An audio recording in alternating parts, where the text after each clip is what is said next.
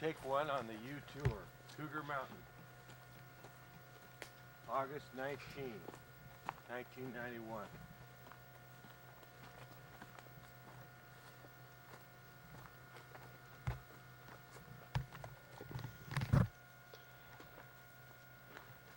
Okay, here's your new growth on a yew tree this year. There it is right there. That's the max new growth. These other little tips, you can see the color. That's new growth. Let's try a twig here.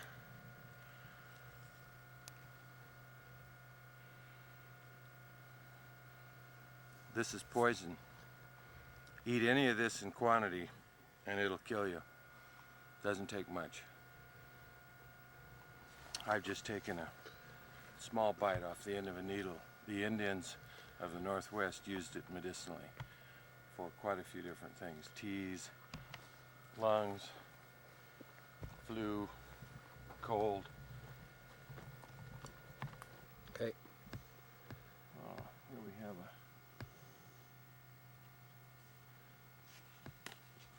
some comfrey planted here in this forest years ago. Very good for boiling, putting on a wound. Very healing.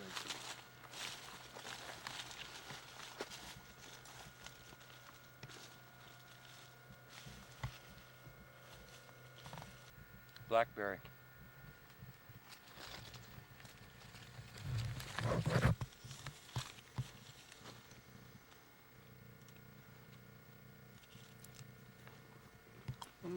Salal. Salal berry.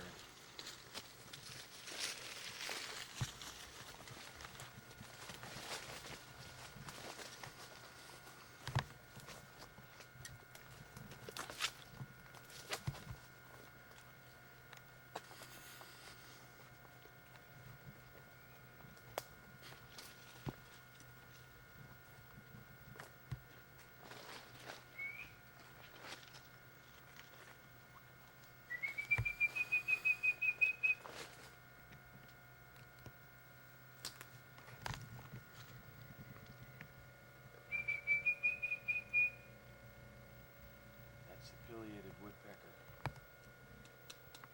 Okay, here's the yew forest. And how old is this yew tree here? Oh, that's a couple 100 years old. 300. Wow. 250.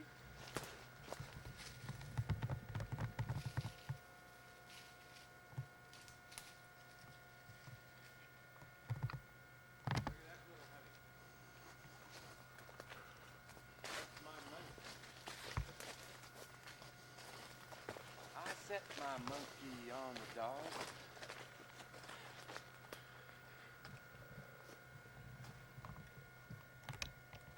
The owl. That's the spotted owl resting habitat. Roosting, yeah. Nesting. That's not the spotted owl necessarily, but it's some kind of owl, cavity-dwelling bird.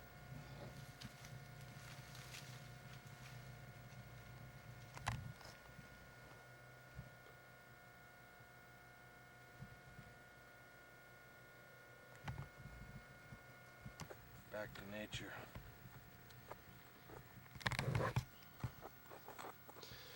Are they brown when you dry them, or? No, if you dry them right, they stay green like hay, you know. So, here's Yew Alley. Amazing.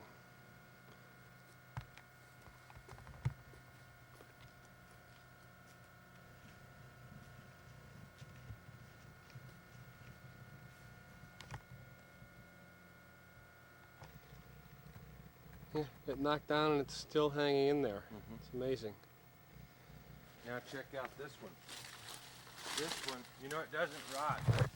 Here's a proof of that. This one got knocked down probably by the same force. Blam. Now, it's dead, but guess what's holding it up? It's pinned by one arm Get right here and you can see it good. It's pinned by one arm right up there against another yew wood limb, against a yew tree, and this yew tree is growing right into this limb. Can you see it up there? It's amazing. It's all yew. It's all yew. Okay.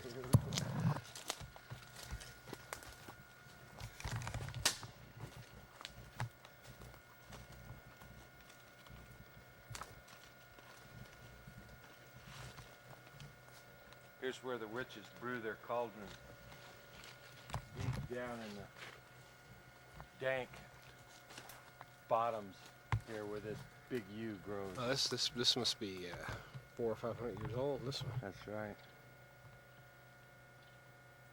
Look how it just dominates its little edge right there. And how old would you say this other tree is over here? What, that little cedar? Yeah. Oh, that's a junior. That's only what, 200-300? Oh no, much less than that. Probably less than 100. Maybe 100. That's as old. This one was as old as this. And what happened is they probably felled this one right here and dropped it. Amazing.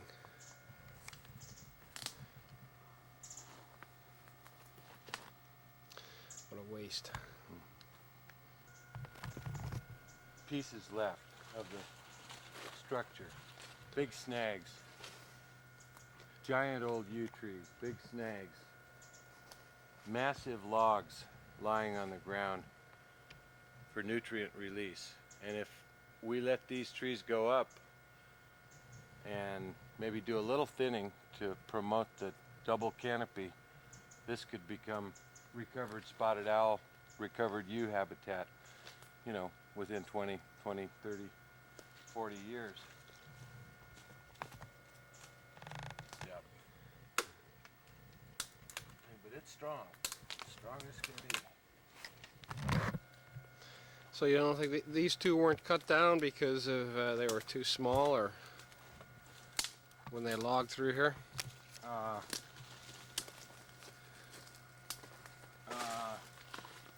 Right. You mean the yew trees? Now these other firs over here. Oh, I think perhaps because of these big yew trees, and they always so thought in terms of leaving some seed trees. They actually left a little patch for quote seed trees. What years do you think this was logged through here? Oh, this is probably shortly after the turn of the century sometimes, actually. Oh, okay, so we're looking at 1910, 90 years ago, 80, 90 years ago through here. Yeah. Maybe even done in the teens.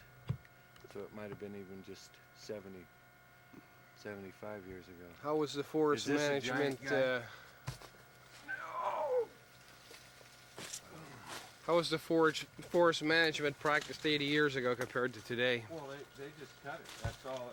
They was thought it was going to last forever, so nobody thought about managing anything.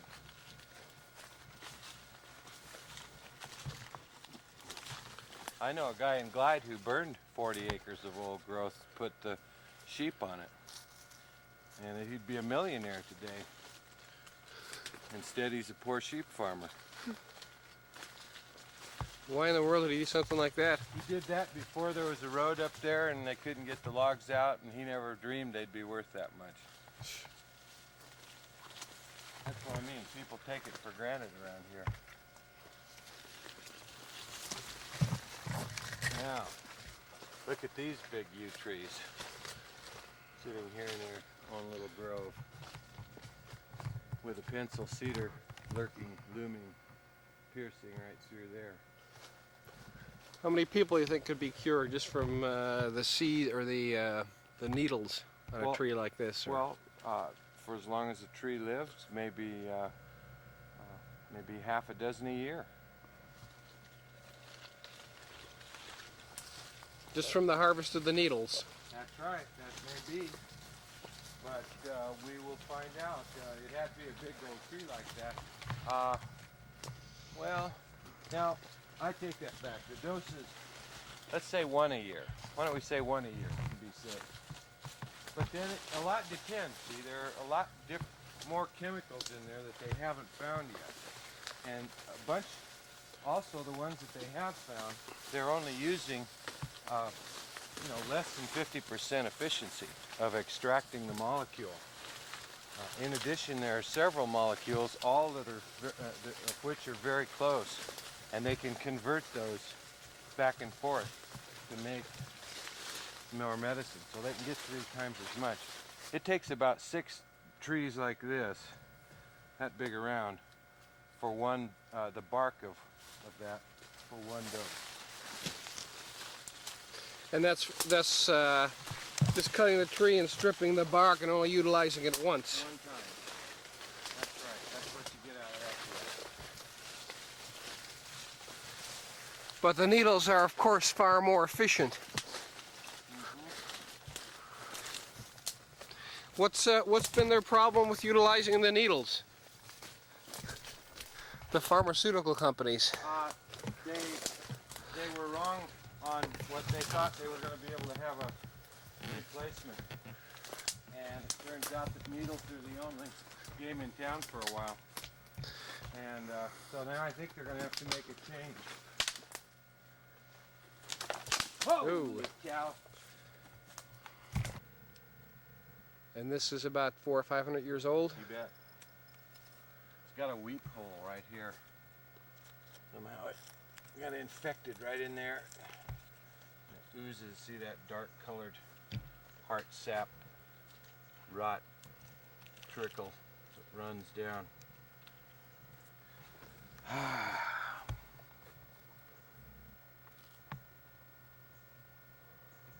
Now that tree would cure several people a year. You have to have some expert climbers though. Maybe rig it with rope.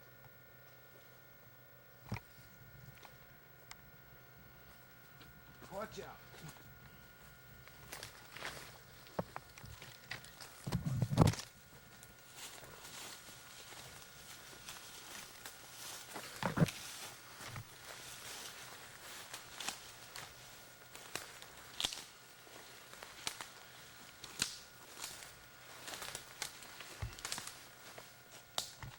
Big alder trees, about as big as you're going to see anywhere. Living right here on the edge of this little creek, see? This is a year-round water oozing out of the cascades. And the alder, see, that's a big old alder right there. They've got a toehold right here. They're still pretty healthy. Alders don't have a lifespan like a fir. Alders are, but it's still alive too, and it sent out a straight shaft. See the green right up there?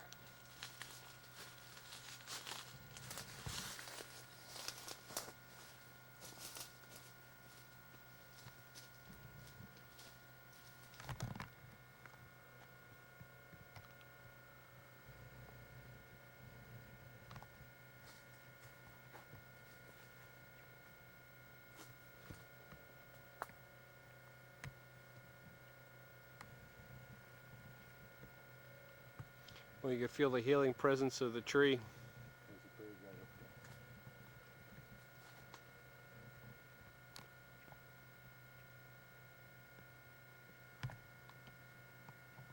there. It turns out that rodents are real important to the health of the forest because they eat the fungi, the mushrooms, and then excrete the spores.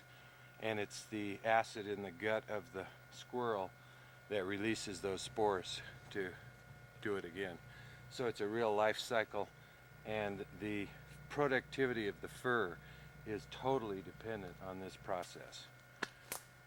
It's like inoculating nitrogen and trace elements into all the trees.